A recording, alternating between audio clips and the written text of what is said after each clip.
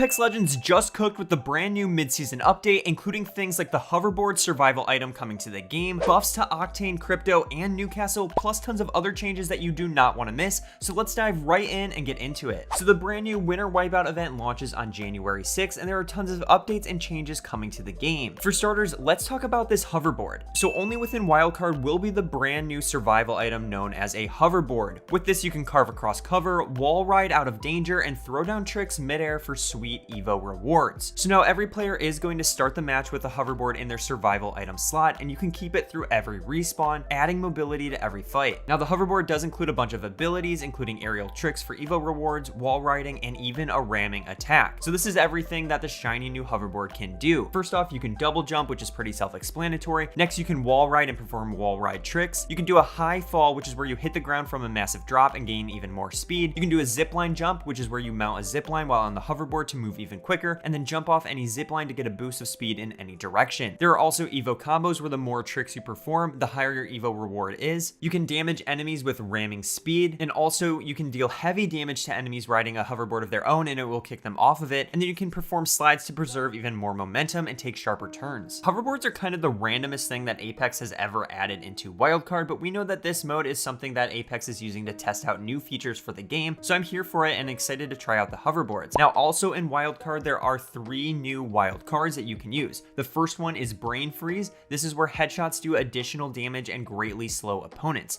There's also Love Potion, so when using a consumable like a shield cell or a syringe, nearby teammates will also receive the same health. And then there's Protective Launch. When taking any jump pad, players will gain a small shield regen, which is really cool. Now also during the Winter Wipeout event, there are going to be limited time skins and cosmetics that you can unlock. So these are all of the legendary skins for the legends. There's one for Bloodhound, Alter, Fuse, Mad Maggie, Jibby, and Newcastle. Plus there are going to be matching weapon skins available here as well. Now the final reward in this Winter Wipeout event will be Horizon's Prestige skin and her finisher. So these are the 3 tiers to Horizon's Prestige skin known as Apex Stellaris. Honestly, I love the 3rd tier, how it glows, and there's this like butterfly effect on her wings, which just moves ever so slightly, which I think is really cool. And this is what the finisher will look like. Basically, she creates her own black hole in the sky and then slams it down onto the enemy to completely disintegrate them. There will also be the Winter Wipeout reward shop just for playing the game, and it looks like you will get 2 Winter Wipeout packs, which is really awesome. And again, the skins will be able to be craftable or purchased separately with Apex coins if you don't want to get them through the Apex packs, which is really nice that Apex is doing this. Now on top of the hoverboard and the cosmetics coming to the game, there are a lot of updates and patches as well coming to the Legends and just the game in general. So the gold weapons are rotating again, and in this split we're going to have the R99, the R301, the Massive, the Triple Take, and the Rampage. Now there is also an update to respawn beacons, which is honestly pretty cool. So the respawn beacons that you can find all around the map, these can now be used once per team. Previously it was once per game. So the devs let us know that over the years we have worked towards making respawning more accessible in Battle Royale.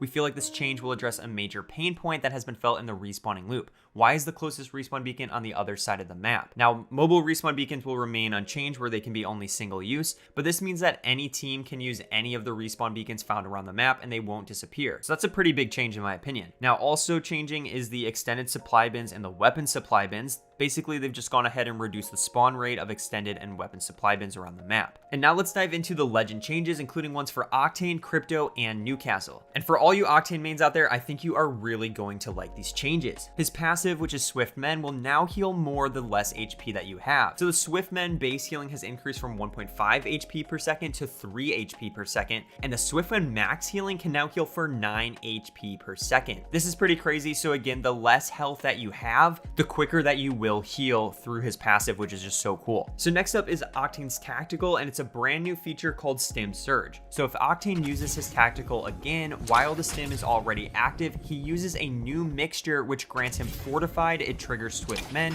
and it allows Swift Men to continue healing through damage. So with this Stim Surge, it will last 6 seconds, it will cost 0 HP to use, it will reapply the stim effect for the entire duration. It does have a 20-second cooldown, but it does not put his regular stim on cooldown. The fortified feature will reduce damage by 15% and grants immunity to bullet slow, and players can hold tactical buttons to automatically buffer Stim Surge. Now his regular stim tactical is also changing slightly. So while stimmed, Octane can sprint and use consumables, which is so awesome. They've reduced the time before Octane can reuse the stim from 1.8 seconds down to 0.7 seconds, and the stim speed has increased by 5%. Now, Octane's ultimate is also getting buffed, which is so awesome to see. They've incorporated the mad hops and aerial agility into the base kit. So this means that the jump pad has now 2 charges to it automatically, and that the jump pad has improved handling when double jumping. Jump pads are also usable immediately after hitting the ground, so you no longer have to wait that awkward couple of seconds before you can actually use it. Now, there are 4 new upgrades to replace all of his base upgrades. The first is thick skin, which is the stim will cost 10 less health to use. They have squad rush, which is where everyone who uses your jump pad will gain stims on landing. There's daredevil, which will gain fast reload on shield cracks and increase stim surge duration the less HP that you have. And then there's triple jump, where you can gain a 3rd jump from jump pads. Honestly, these are some really cool buffs to Octane, and I just feel like he's going to be one of the most picked legends, but let me know if you think differently. And now let's talk about Newcastle. So the devs say that Newcastle is in an interesting spot right now, and that he's chosen rarely in matchmaking, but in ALGS, he is a top tier legend. So they do want to make him a little bit more enticing, and these are the changes that you can expect. So his passive will now incorporate the hero's hustle into his base kit. So this means that he can have increased revive move speed, but the movement speed penalty has reduced from 25% to 75%. Now his tactical, they've also incorporated the swift shield into his base kit. So this is where he can have increased mobile shield speed, and it reduces the cooldown by 8 seconds, and the movement speed has increased from 160 to 250. There are also 2 brand new upgrades to replace the swift shield and the hero's hustle. There's ready to rumble, which is where reviving a player auto loads Newcastle's weapons and triggers full regen. And then there's defensive line. The tactical and revive shield will knock back enemies once, which is pretty cool. Crpto is also getting buffed, and these are the changes coming to him. For Crpto's passive, he will gain long range threat vision while piloting his drone. Satellite imagery will be incorporated into his base kit. So this is where the drone scan will persist for 1.5 seconds, and it will do a short scan after the ultimate hits a target. And they've also increased the duration of the scan by 1.5 seconds. Now his tactical has been buffed as well, where they've reduced the time to launch the drone from 1.3 down to 0.7 seconds, and they've reduced the time to enter the drone from 0.4 to 0.2 seconds. Also, a big update is that the drone can now collect Evo harvesters, and Crpto can now enter and exit the drone while using zip lines, which is really cool. They've also incorporated the off the grid perk into his base kit. This is where Crpto cloaks while piloting his drone. There are 2 brand new upgrades that you can expect for Crpto as well. There's one called Ally Move To, which is where Crpto can trailblaze to all enemies. And then there's Power Coupling. So Crpto gains ultimate charge from using scan beacons and scanning enemies with his drone, which is pretty cool. Now there's also some slight nerfs to Revenant, where his tactical has been increased, where the max charge duration goes from 1.3 to 1.7 seconds. And with his ultimate, they've made it 10% slower to deploy. Now on top of all of these legend changes, there are also weapon changes coming in this split. And one of the biggest things is that the infinite ammo amp will now apply to care package weapons, which is just so cool. Additionally, there are some various buffs and nerfs to the weapons. The flatline's damage is slightly decreasing by 1, and so is the R301. The Rampage's energized duration has increased from 90 seconds to 120 seconds, and the total number of shots while revved has slightly increased as well. For the L-Star, the initial projectile size has increased, and it has increased over distance too. The RE45 burst has improved recoil and increased projectile size at close range. The Mozambique also has increased projectile size at close range now. Additionally, for the Prowler, they've decreased the burst delay, and the damage has increased from 16 to 17 while using select fire. Regarding some map changes, the pubs rotation will be Olympus, Stormpoint, and Kings Canyon, and then for ranked, it's going to be Olympus, Stormpoint, and E District, which we already know. We have a little over a month until season 28 of Apex Legends releases, which is pretty crazy, but in the meantime, we will have this winter wipeout event taking place.